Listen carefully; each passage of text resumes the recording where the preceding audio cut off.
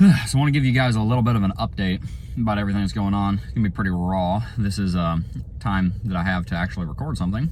You're sitting in the steering wheel. Haha, perfect tripod, if I do say so myself. I bought the perfect phone for the perfect car to be a YouTuber who records a lot of phone videos. If you don't know, my wife gave birth to our beautiful, amazing, awesome child, Samuel, in early August. And he has, ever since then, been a very calm and easy baby.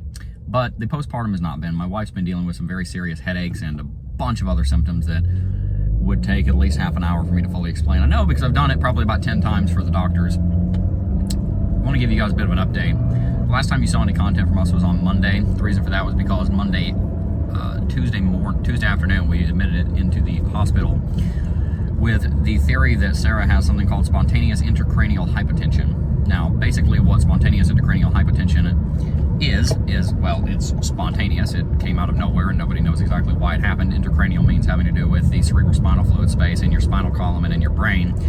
And it has to do with low pressure. Hypo means low, hyper means high, right? So you know about low blood pressure, high blood pressure. You can have high cerebrospinal fluid pressure, which is basically the fluid in your neck, brain fluid they call it, or low fluid pressure, which oftentimes would happen as a result of something called a cerebrospinal fluid leak. She started having these headaches exactly, I'm trying to get that out of the way. We got perfect lighting today. The theory is that she sprung a leak, a cerebral spinal fluid leak, right at birth, because she's had postural headaches that come on when she's sitting up. They get better when she's laying down. If they are still there when she's laying down, then she's laying here, then it's on this side of the head. If she's laying here, it's on that side of the head. If she's laying back, it's on that back side of the head. According to the ICD-3, which is the international standard literature for defining all different types of headaches, 7.2.3 headaches, spontaneous intracranial hypertension headaches are primarily characterized by these kind of postural headaches, but it can be a little bit complicated because sometimes that's not what's happening. Sometimes those headaches can come or go. Sometimes they disappear and you have to look into the patient's history. Like I said, it's also characterized by low opening pressure, low cerebral spinal fluid pressure. She had a spinal tap about a month postpartum, and they measured the spinal tap. Basically, they stick a needle in your spine and they draw the fluid, and it hurts a lot. And poor Sarah, the painkiller failed twice, so she had to do it without anesthesia or without painkillers. But anyway, when they did it, they got something called a dry tap. Now, for some reason, they didn't report that, but they did get a dry tap, which means basically they tapped her spine and nothing came out. Anything under 7 centimeters of H2O, which is basically the amount of cerebral spinal fluid that comes out immediately after the puncture of the lumbar, that is called the opening pressure. Anything under 7 indicates, well, by definition, it would be intracranial hypotension, low pressure, right? You have to define low pressure somewhere, just the same way you would define low blood pressure as like 90/60 or something, right?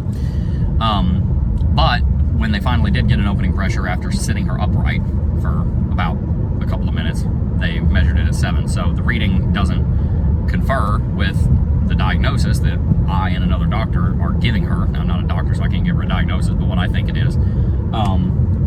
But that's because they misreported it. It was a zero opening pressure, also known as a dry tap, which would have indicated SIH. Now, what do we do about this, right? A bunch of other symptoms, won't get into it. I wrote a paper on it to share with the doctors and everything. I've been working with a neurologist to help her get a diagnosis.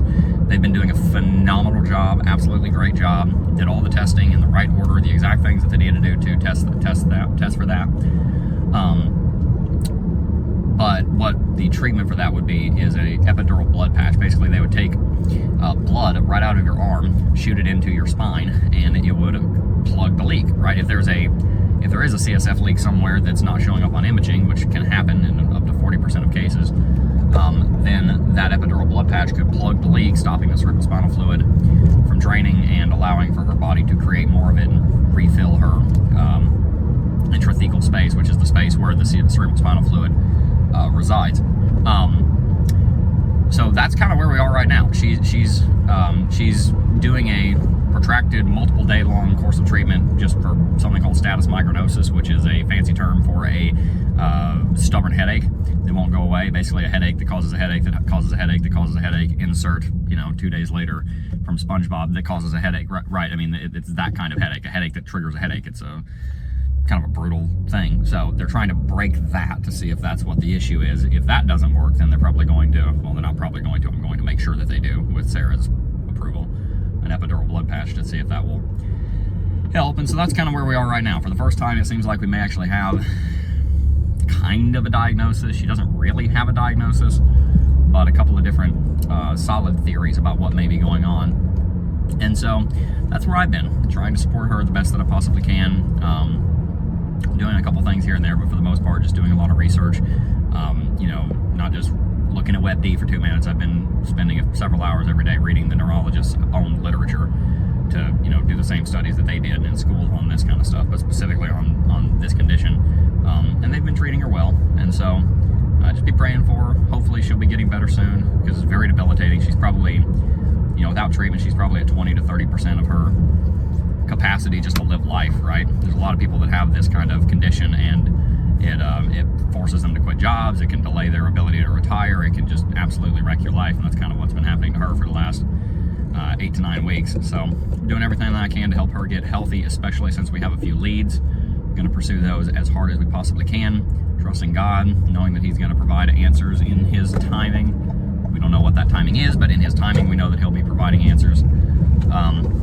And we also know that in His timing, He'll be providing healing, right? There are people, and I don't think this is going to be Sarah's case, but there are people that deal with stuff like this for their entire life. But we know that when we believe in Christ, we're healed in eternity in our new bodies, and He will wipe away every tear. And so we look forward to that.